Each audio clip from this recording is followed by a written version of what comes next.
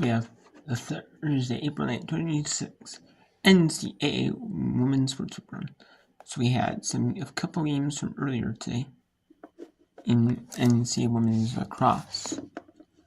A couple women's lacrosse scores, dates. I do want to share them with you. We had 4 games earlier today in women's lacrosse.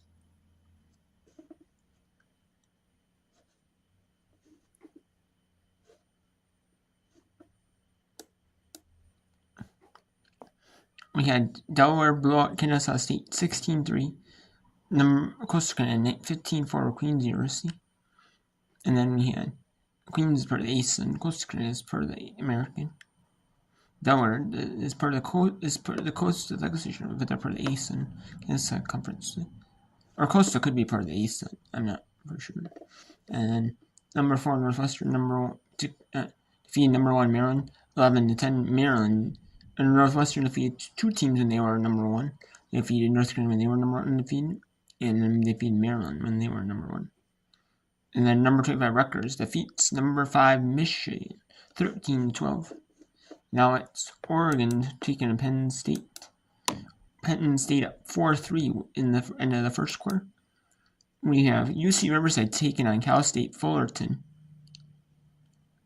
Here. In the bottom of the second inning. Scoreless game. And we have BYU up big over Houston in the first inning. Where they were, that was first inning, going into the second inning. The big convincingly BYU is might run rule. Could almost end up run ruling for Houston. So they can do that. That would be insane. Let's go to this in the first quarter of Oregon Penn number 18 Pennsylvania State University. And that's really the key to being successful off the 8-meter and also that shot placement. Offside stick, that mid-range, that low range. You ask any goalie, that's one of the hardest shots to save. And we've seen Penn State score a couple goals off of that shot placement. Second free position goal of the game for the Nittany Lions in Wayman, Delray Beach, Florida. The team leading 35th of the year, had a hat trick last game against Ohio State.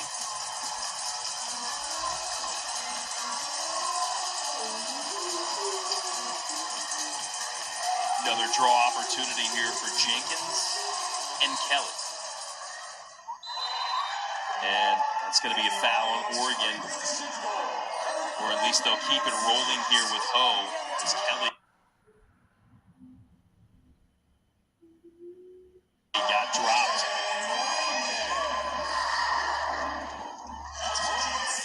So a new rule this year is interesting. If you have the ball in your offensive end at the end of the first quarter or the third quarter, you start with the ball in the second or the fourth. So we're probably going to watch them do that here and get a fresh look start of the second quarter. No rushing for a final shot of the period, just patience.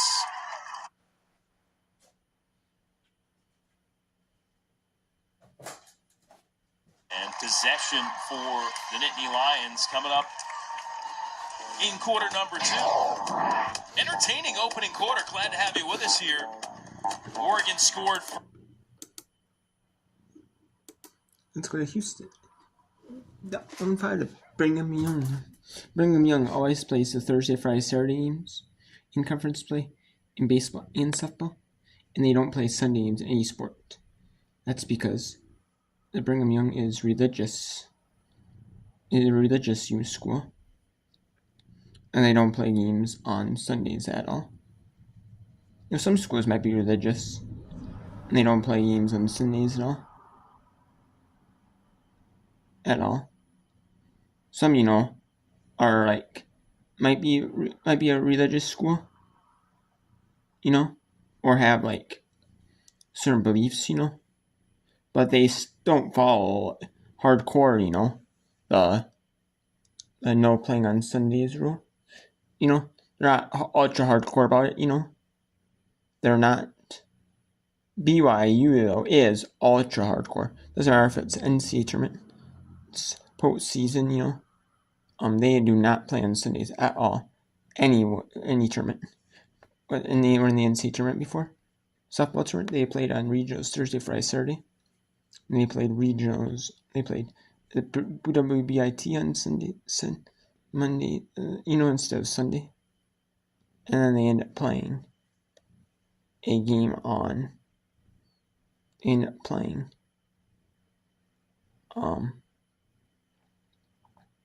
and that was for the second round. And they end up playing. So they're ultra strict about, like volleyball teams, in the Big 12, they could get their games more on like ESPN, like 2, and ESPN2, ESPN or ESPNU, something like that. They could get some of their sports games on like TV, linear TV, for softball, for like not softball necessarily, but like women's volleyball, like women's soccer. Some of those sports, but they don't like women's volleyball, especially in Sundays. If they're like a ranked team, which they are, and they could maybe get some games on like ESPN2, ESPNU even, but no, they don't because college football is on there, and they're against playing on Sundays, like hardcore. They're part of the Mormon religion, like that Latter-day Saints.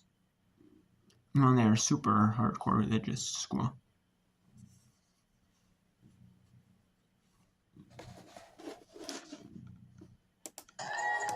Put on the runs in the last inning. You really want to slow them down and keep them down as long as you possibly can. So runner in scoring position is dangerous for BYU right now.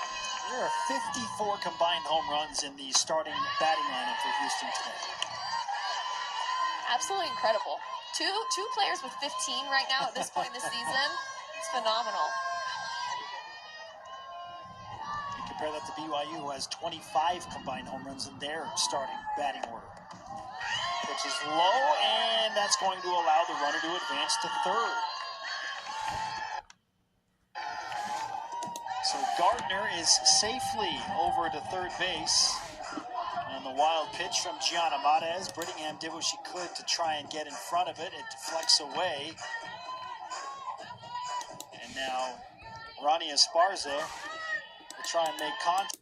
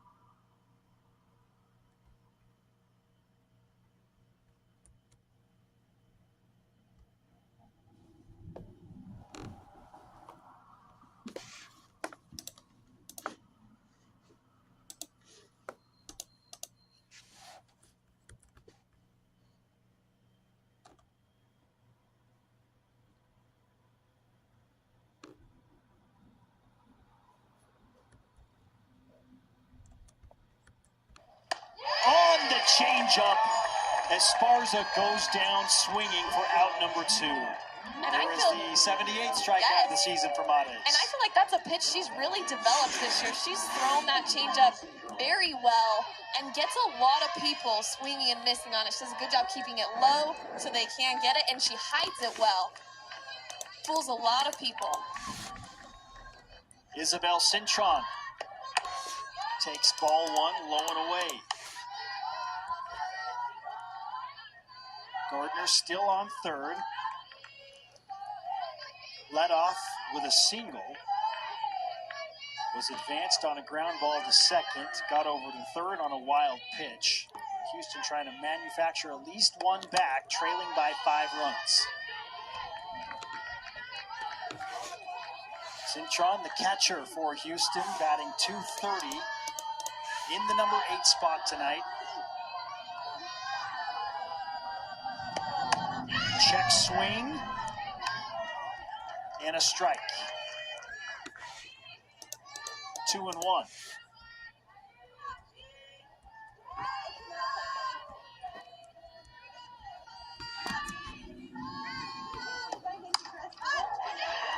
Ball is hit weakly but fair. And a 2-out RBI single for Cintron gets Houston on the board. Sometimes it doesn't have to be the prettiest. Yeah. Just find an open spot, and with the infield a little bit in, especially Udall at first base, Cintron able to poke that into shallow, and I mean shallow right field. In the absolute perfect spot for no one to be able to grab that. And unfortunately for BYU, if they had not had that ball where Gardner was able to advance from second to third, I don't think a run scores on something like that. So Houston doing a good job of taking advantage on their side. Bethany Aguilar, junior, batting in the number 9 spot. Takes a rip at that pitch, fouls it back. It's 1-1.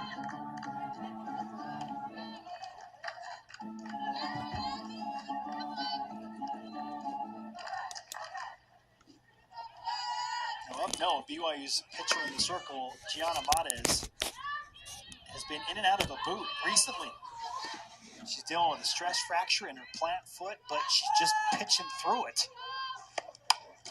So the Cougars' top 2 pitchers out with either a season-ending injury or a lengthy injury. Some of those details have not been publicly disclosed, but the point is BYU's top 2 pitchers are not available and likely won't be available for much of the season, so it falls on players like Gianna Matez that is tough it out, has another pitch get away, so Houston in business again with another runner in scoring position as Cintron is down to second on the wild pitch.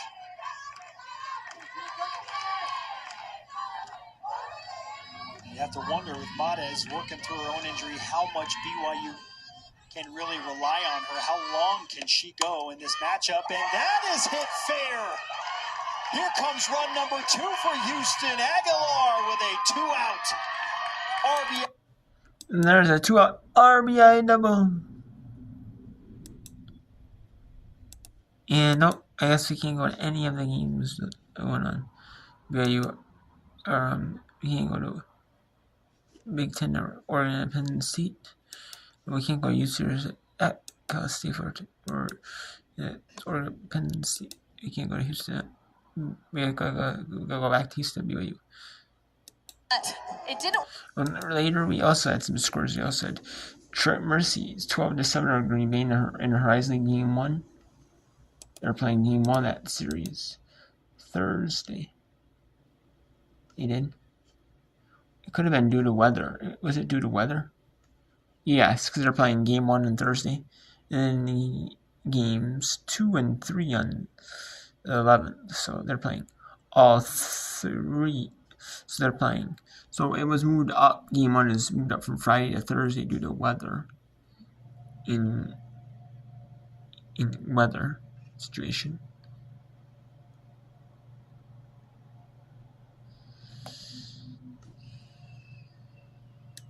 And then Stone Central took on Snow and won 6-3.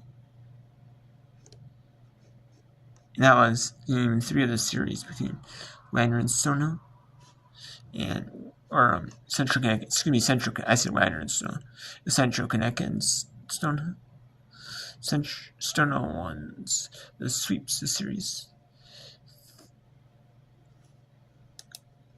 And then we have we have top of the third UC State Kelsey 14 scores, and I can see BYU 5-2 in Houston. So the Big Ten gets Penn State and right team Penn State 8-3 over.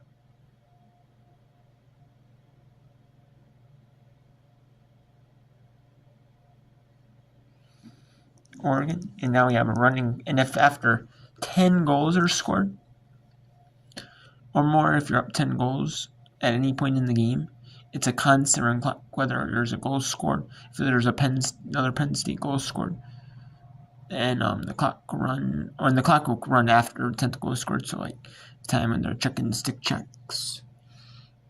Any scenario, the clock will run. Unless like the referees are like reviewing something, or it's halftime, or there's like a media timeout, like a commercial break.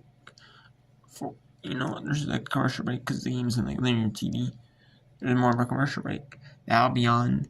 You'll see that. You'll see the game. So you'll see more of that. So that's kind of why you know what I mean. That's why the games. That's some of these games like are 15 for. But I mean, your men's lacrosse does not have that. It's only women's lacrosse. It does their own clocks. I kind of like it, because the games are like blowouts. It's kind of like, it's kind of like, And anything like the game would normally stop for like a stick, like a penalty. That's, like a goal scored. Unless it's Oregon goal scored, 10 or 10 goals, 9 goals, or then it stops. But anything, like anything, unless it's like media timeout or halftime or something like that. That's not fair, But any normal action, during the game, that'd be normal clock, not normal clock running, is a goal, is a running clock. Anything that would be normally stopped is clock running, unless it's under 10 goals for either team. 9 goals or under for either team. And Penn State just pulling it on Oregon. Now we'll go that one in a little bit, but I want to show you. See if Fullerton, the University of California at Riverside, can they limit California State Fullerton to no runs through 3? They're playing a doubleheader.